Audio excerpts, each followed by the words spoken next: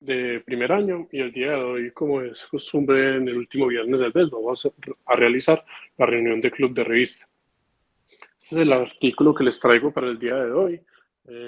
Fue publicado en el Journal de Neurosurgery y el nombre es pues, predictores de infecciones de sitio operatorio en pacientes con glioblastoma que son llevados a craniotomía para resección del tumor.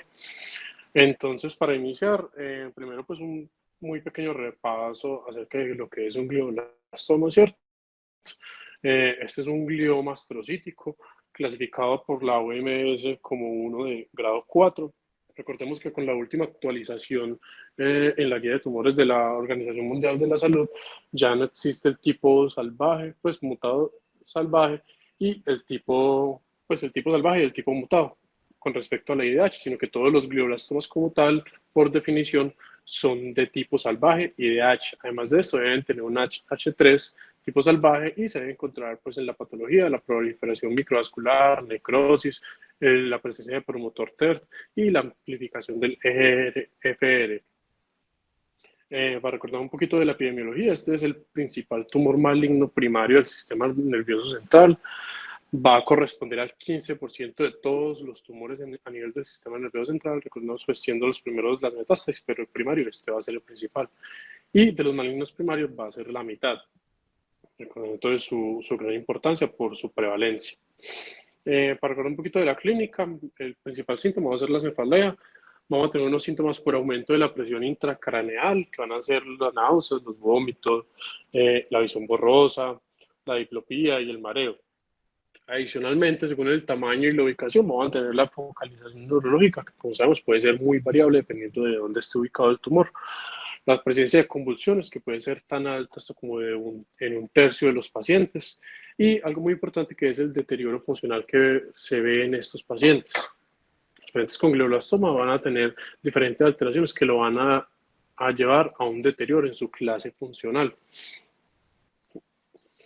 Esto es muy importante porque lo que nos va a hacer es que nos va a comprometer la calidad de vida del paciente. Y es que como conocemos, y ya como les voy a mencionar, esto es una patología con un pronóstico bastante devastador, por lo cual la calidad de vida es algo muy importante en estos pacientes.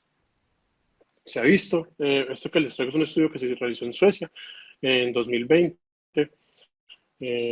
Lo que se incluyeron fueron 89 pacientes y 63 familiares y se ve que definitivamente es mayor la incidencia de síntomas como de depresión y de ansiedad, no solo en los pacientes, sino en los familiares, y que esto aumenta a medida que aumenta el deterioro en la clase funcional de los pacientes.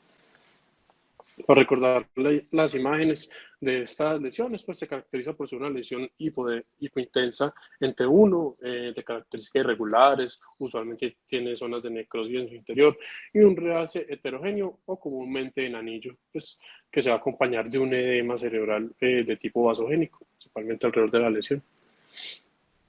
El manejo lo podemos enfocar de diferentes formas. Recordar siempre que necesitamos un manejo multidisciplinario para estos pacientes y de forma enfocada a diferentes aspectos. Entonces, como les comenté, siempre manejar las convulsiones en el caso de que las presenten los pacientes, no de forma profiláctica.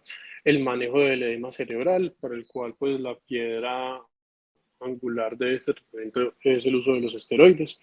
Recordar siempre la presencia del tromboembolismo venoso en los pacientes, el cual se aumenta en gran medida, y presencia de fatiga u otros síntomas que también podemos ayudar a los pacientes con medicamentos como afenil, por ejemplo.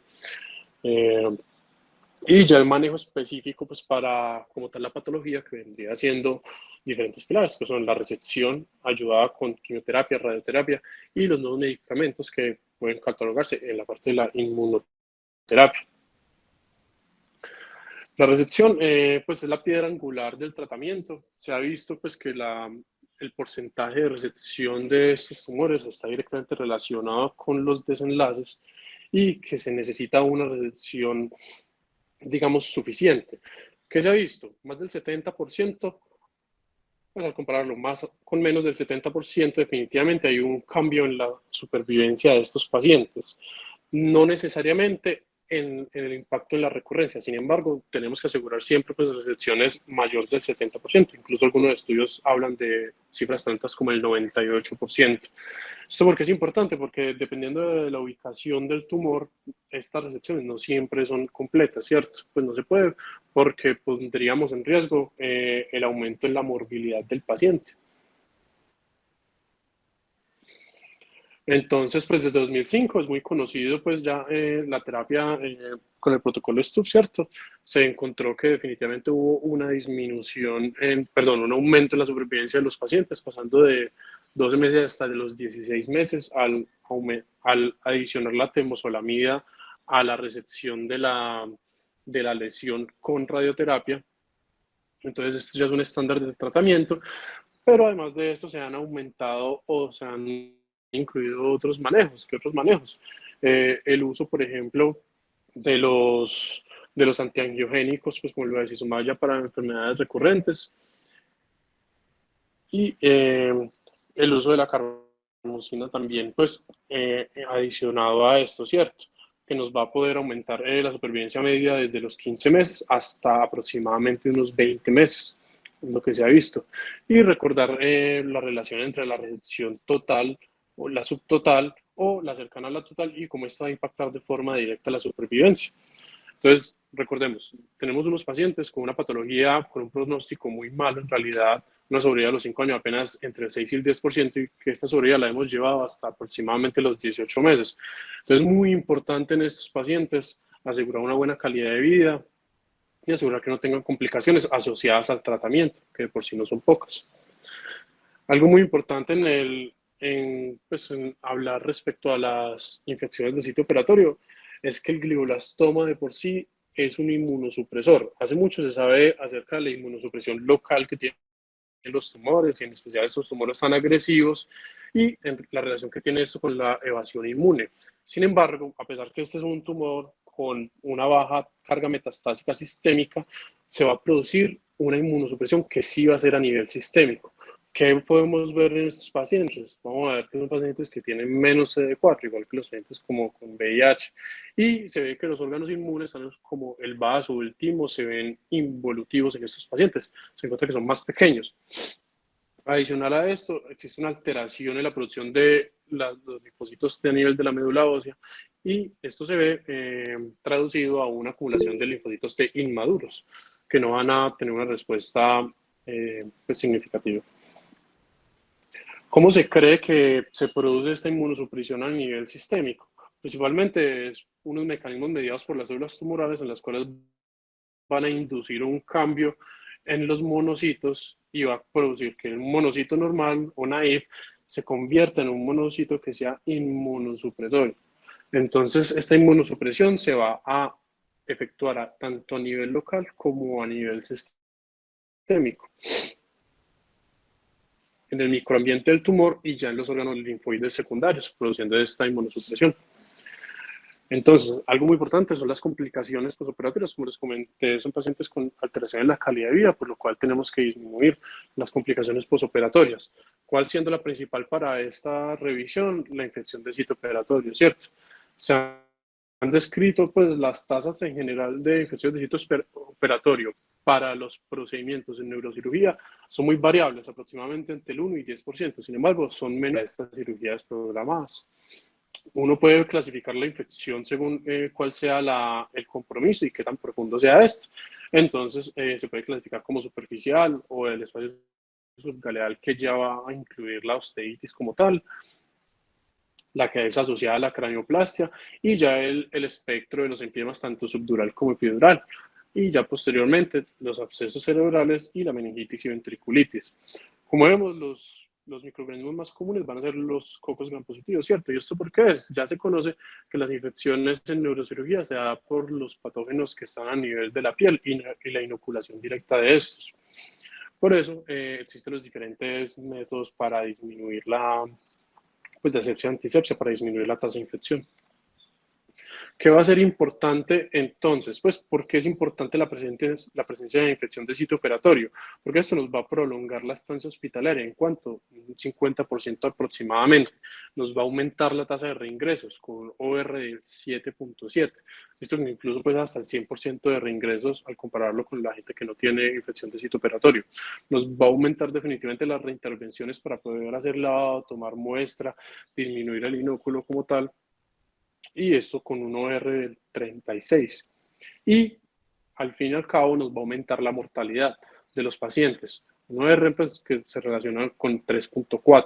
Todo esto se va a aumentar, se va a relacionar, perdón, adicionalmente con aumento en gasto del sistema de salud y de los recursos, ¿cierto?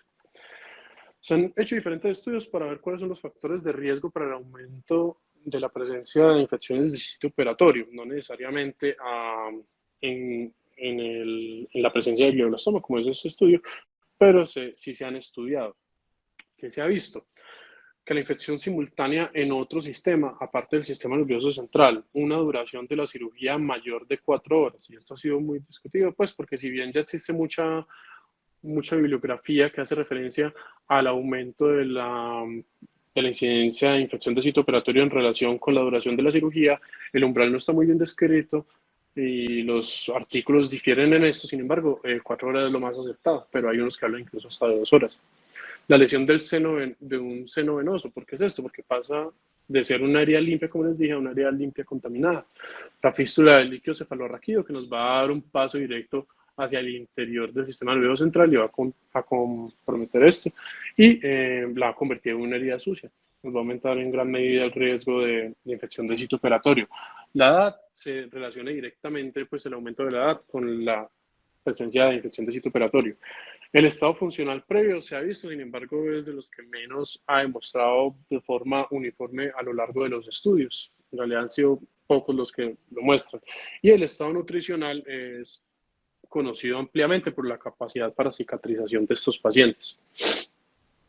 Entonces, lo que les decía ahorita con respecto a la duración de la cirugía y el desarrollo de infección del sitio operatorio. Si bien tenemos un umbral que es aproximadamente las 4 horas, es una revisión sistemática con metaanálisis, incluyeron 5 artículos, más de 6.000 pacientes, y acá encontré algo muy interesante, que no es solo un umbral a partir de las 4 horas, sino que cada hora que uno vaya agregando va a aumentar aún más el riesgo, encontrando un RR de 1.43 por cada hora adicional que se extiende la cirugía, lo cual es un factor muy importante a tener en cuenta cuando se lleva a cabo una de estas cirugías para resección de tumores. Ya como tal, para hablar del estudio, con los comenté son los predictores para infección de sitio operatorio en pacientes con glioblastoma, que se le hace la canatomía para la resección del tumor. Es un estudio que se hizo en la Universidad Johns Hopkins, en el hospital de ellos en Baltimore. Fue publicado, perdón, en octubre de 2022. ¿Cuál fue el objetivo de este estudio? Elucidar como tal las características demográficas y clínicas, y no solo estas, sino incluyendo el tipo de incisión del escalpe que se realizó en los pacientes para el desarrollo de ISO, en los pacientes con un glioblastoma.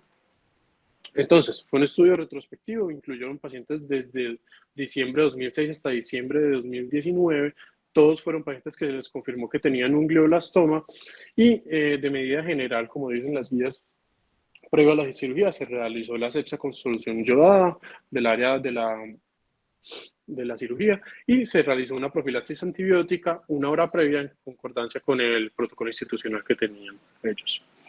Se definió una ISO como el requerimiento de un manejo adicional posterior a la intervención, ya sea porque hubo una dehiscencia de la herida, porque tenemos secreción con presencia de bacterias confirmada por cultivo o la necesidad de llevar al lavado y debridamiento del área nuevamente. ¿Cuáles fueron los factores que ellos fueron a analizar para buscar la relación con el desarrollo de infección de sitio operatorio? Primero, la parte funcional, que se catalogó según el ASA, el Karnofsky o el índice de fragilidad 5, pues modificado, ¿cierto? El antecedente de diabetes mellitus, la información nutricional dada por la albúmina, la relación entre la albúmina y la globulina y los índices de pronóstico y de riesgo nutricional. El uso de esteroides, previo, posterior o en ambas temporalidades, el uso de antibióticos adicionado, no solamente la profilaxis, sino uso adicional, y el tipo de incisión. El tipo de incisión lo catalogaron de diferentes formas, que fue lineal o curvilínea, como signo de pregunta, en forma de herradura, como es la C, y la frontotemporal. La frontotemporal nos incluía también los abordajes bicoronales o bifrontales. Entonces, ¿en qué se resume esto? Teníamos un total de 911 pacientes, sin embargo, tuvieron que excluir 260 aproximadamente porque no tenían los datos. Al final, eh, terminaron con 633 pacientes, de estos 30 desarrollaron una ISO y 603 desarrollaron una ISO. De acá podemos sacar la primera conclusión, y es que una tasa de infección del 4.7%, que en realidad se ve que está en concordancia con lo que describe la literatura previamente. Ya con los pacientes que desarrollaron la ISO, los llevaron para hacer el análisis de las variables demográficas y clínicas y el tipo de incisión para ver cuál era la relación entre estas. El análisis estadístico se realizó a través de software estadístico tipo R, las variables categóricas por chi cuadrado, las continuas con probability student, y al final hizo un análisis multivariado para las características clínicas más relevantes y el tipo de incisión. ¿Esto para qué? Para evitar los confusores que nos pudieran enmascarar el resultado real. Entonces, ¿cuáles fueron los resultados? Cuanto a la parte demográfica, se vio que no hubo diferencia ni en la edad, ni en el sexo de los pacientes, ni en la raza, ni en la etnia que presentaban estos para el desarrollo o no de las infecciones del sitio operatorio, ¿no? Son pacientes muy concordantes con lo que presenta uno en la práctica usual. Una edad promedio de 56 años, muy repartido entre el sexo masculino y femenino, y la raza, como comenté, no hubo gran diferencia. En cuanto a las características clínicas perioperatorias, algo en lo que sí se encontró diferencia fue en el puntaje del Karnofsky. Es que definitivamente los pacientes que presentaron una infección de sitio operatorio tenían un Karnofsky más pobre. ¿Qué es un Karnofsky más pobre? En promedio estos tenían un Karnofsky de 63, mientras que los que no presentaron tenían un puntaje de 75. Estos investigadores lo dicotomizaron con mayor o menor de 70, que es lo que uno usa normalmente para determinar si un paciente es funcional o no y si se beneficia o no de manejos adicionales, ¿cierto? Y definitivamente se vio la diferencia. ¿Por qué? Porque el 60% de los pacientes que desarrollaron la ISO tenían un Karnofsky menor de 70, mientras que apenas un 23% de los que no desarrollaban ISO tenían este Karnofsky poco favorable. En los otros scores no se vio esta diferencia como tal, se vio que el Karnofsky fue el que lo pudo predecir de mejor forma, más que la ASA, más que la presencia de diabetes o el índice de fragilidad. La relación de cuántas veces fue intervenido el paciente tampoco tuvo relación con el desarrollo de ISO, si bien fue intervenido una, dos o en 3 ocasiones. El estado nutricional, si bien se ha descrito en diferentes revisiones, en esta no se encontró una asociación entre un pobre estado nutricional con el desarrollo de una ISO. Fue en realidad muy similar según, pues por más que tuvieran un buen estado nutricional. Las terapias adicionales que se realizan en estos, como les comenté, además de la recepción, se realiza radioterapia, quimioterapia y la inmunoterapia, ¿cierto? Entonces, cuando los pacientes se llevaron a radioterapia, se ve que definitivamente se infectan más. Un 43% de los pacientes que presentaron ISO tuvieron radioterapia, mientras que de los que no presentaron ISO, solamente el 26% presentaron radioterapia previa a la cirugía. Lo siguiente va a ser el uso de los esteroides. Como les comenté, se había clasificado como previo a posterior o en ambos. Y se vio que definitivamente cuando se usaba previamente y posterior a la cirugía, se aumentaba el riesgo de infección de sitio operatorio. El 83% de los que presentaron infección de sitio operatorio usaron esteroidentas y después, mientras que solamente el 54% de los que no presentaron tuvieron uso de esteroide previo y posterior. La exposición a antibióticos no tuvo un impacto significativo. El tipo de incisión, esto es una característica muy interesante porque probablemente no la había visto, pero ya la vamos a analizar. Y es que cuando los pacientes tuvieron una incisión lineal o curvilínea, que fue la primera que les mostré, les fue mucho mejor con respecto a las infecciones de sitio operatorio. Solo el 30% de los pacientes que se les realizó este tipo de infección, de incisión, perdón, tuvo infección de sitio operatorio después, mientras que los que no tuvieron infección de sitio operatorio se realizó en un 56%. Entonces es bastante la diferencia a favor de la incisión curvilínea o lineal. De forma contraria, podemos ver que la incisión en herradura, o como ellos la llaman trapdoor, sí se relaciona definitivamente con el desarrollo de una ISO, y es que se presentó en el 43% de los pacientes que desarrollaron una ISO, mientras que apenas en un 24% de los pacientes que no desarrollaron una ISO. Y ya como tal los de signo de pregunta o frontotemporal, que incluye los bicornal, como les comenté, no se encontró una diferencia significativamente estadística. Ya otros, como pues, unos datos misceláneos que también analizaron, fue los años de experiencia del cirujano, el uso de carmostina y la duración de estadía. En este no hubo ninguna diferencia. En realidad fueron ciudadanos muy expertos, alrededor de 20 años. En algunos se usó pues aproximadamente en el 10% se usó la carbostina, que es un coadyuvante que se usa a nivel local, a nivel de, pues en el momento de la recepción, pero no se relacionó en realidad con un aumento en la presencia de infección de sitio operatorio. Ya después de esto hice un análisis multivariado con las variables que mostraban una diferencia inicial. ¿Esto para qué? Para eliminar los factores confusores que de pronto nos podrían enmascarar el resultado real. Y se dio que definitivamente, pues primero se usó fue la incisión lineal como punto de referencia. ¿Por qué? Porque como ya vimos, esto era un factor protector para desarrollar una infección de sitio operatorio. Entonces se vio que definitivamente los pacientes que tuvieron una incisión en forma de herradura tuvieron más infecciones. ¿Quiénes más? Los que tenían un Karnofsky menor. Y entre menor era el Karnofsky, más se incrementaba la infección del sitio operatorio. Y los que recibían esteroide pre y posterior a la cirugía. Para, pues, como analizar un poco cada uno de estos, en cuanto a la clase funcional, la escala de Karnofsky es muy conocida para ver la funcionalidad del paciente y es la más aceptada en la presencia de enfermedad neoplásica. La capacidad predictiva del Karnofsky para los eventos adversos y ya está bien documentado, principalmente readmisiones, muerte, estadía prolongada y costos de cuidado. Como se para adicionalmente es que una caída de 10 puntos en el Karnofsky aumenta aproximadamente un 4% el riesgo de presentar una infección de sitio operatorio, siendo pues bastante importante esto a tener en cuenta. El tipo de incisión, esto es algo muy interesante que en realidad no encontré literatura al respecto. No se ha estudiado, estos investigadores sí lo incluyeron y es que definitivamente en la presencia de infección de sitio operatorio, siendo la lineal o curvilínea que está representada por la A, un factor protector para esto.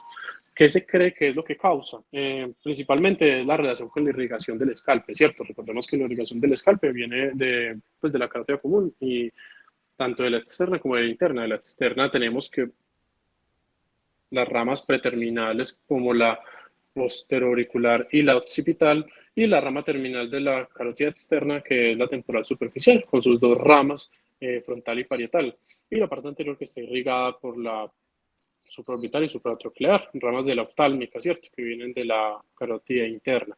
Que se cree que al realizar una incisión,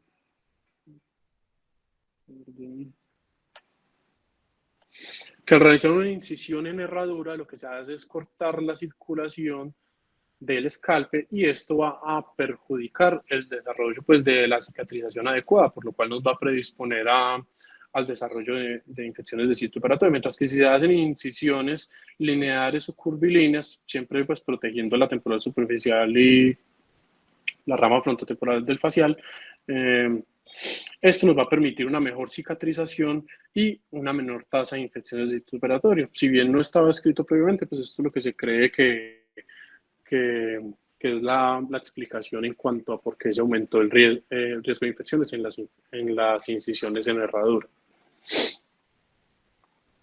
Cuando hablamos de los esteroides son muy utilizados en la patología neoplástica. ¿Por qué principalmente no disminuir el edema clínico. ¿Cómo hace esto?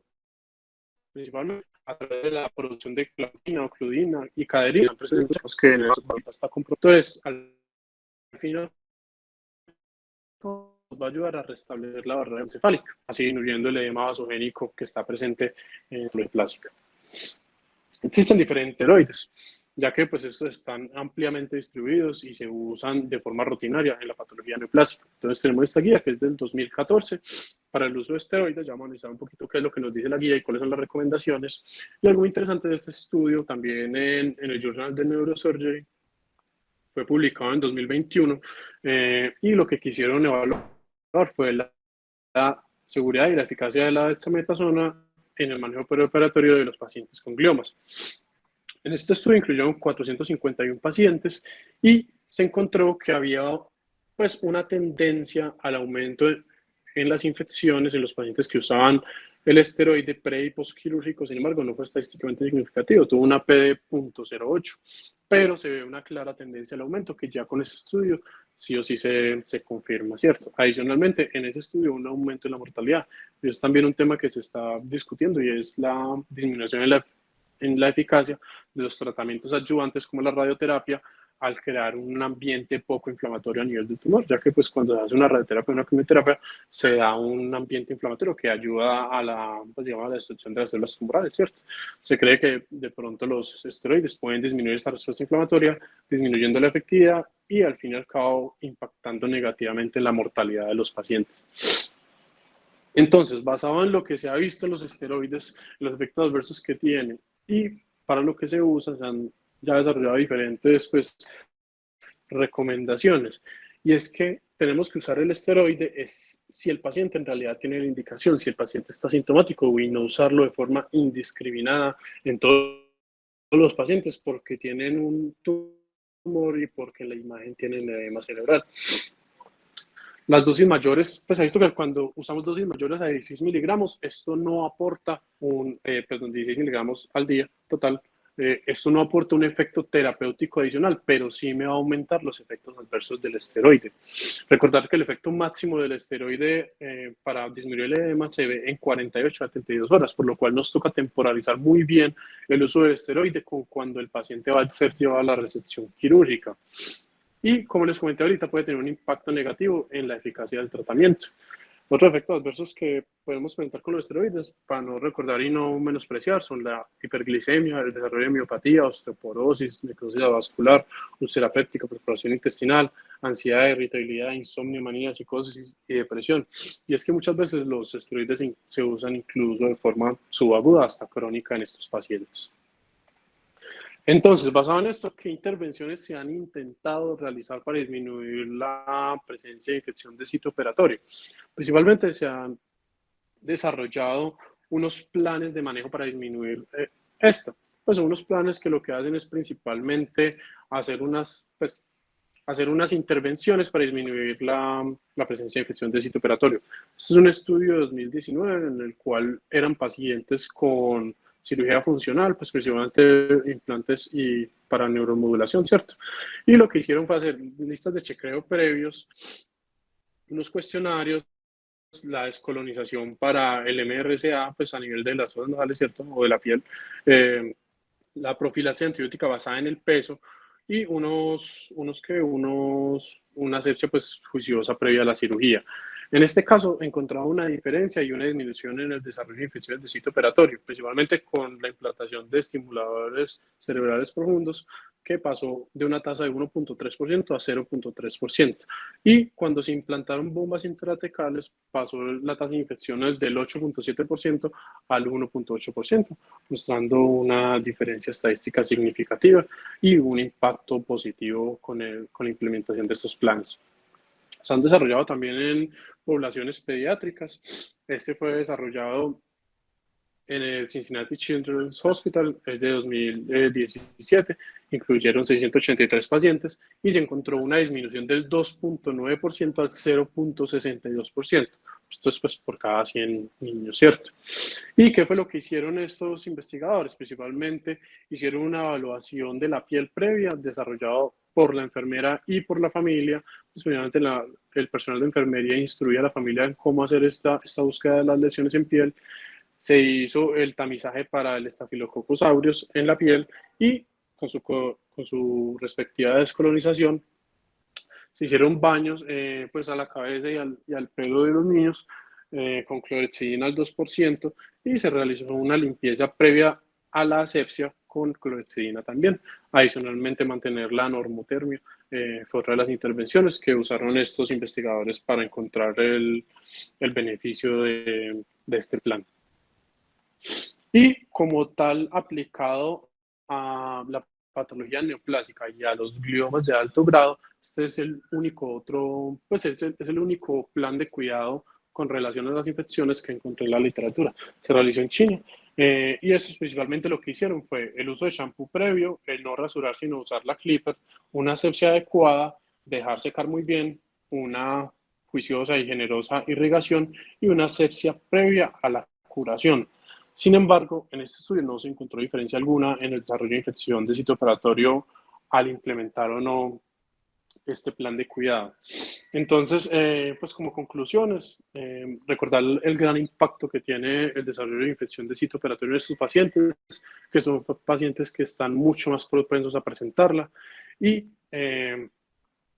el tipo de incisión, pues en neurocirugía tenemos la facilidad que para un mismo abordaje se puede hacer diferentes tipos de incisiones según la preferencia del cirujano, pero planear muy bien la cirugía y escoger el mejor tipo de incisión para disminuir este riesgo de infecciones y maximizar pues la exposición para la cirugía. Y algo muy importante pues que se ha visto pues en la práctica diaria es disminuir, pues bueno, no disminuir, usar de forma adecuada los esteroides, no hacerlo de forma indiscriminada, porque definitivamente pues el uso indiscriminado de esto nos va a traer consecuencias desfavorables para los pacientes. Listo. Muchas gracias a todos. Preguntas. Juan Camilo, muchas gracias. El artículo será como un resultado esperable, nada del otro mundo, pero hiciste una revisión excelente alrededor de él, te felicito, y muy académica. A mí me queda una duda, los pacientes que se reintervienen no son discutidos en el artículo. ¿Leíste algo sobre eso? Profe, acá pues como tal las reintervenciones no se asociaron a mayor incidencia de infección de sitio operatorio, pero en la literatura sí está escrito que a mayor número de intervenciones este riesgo sí se aumenta definitivamente, pero pues a ellos no les dio.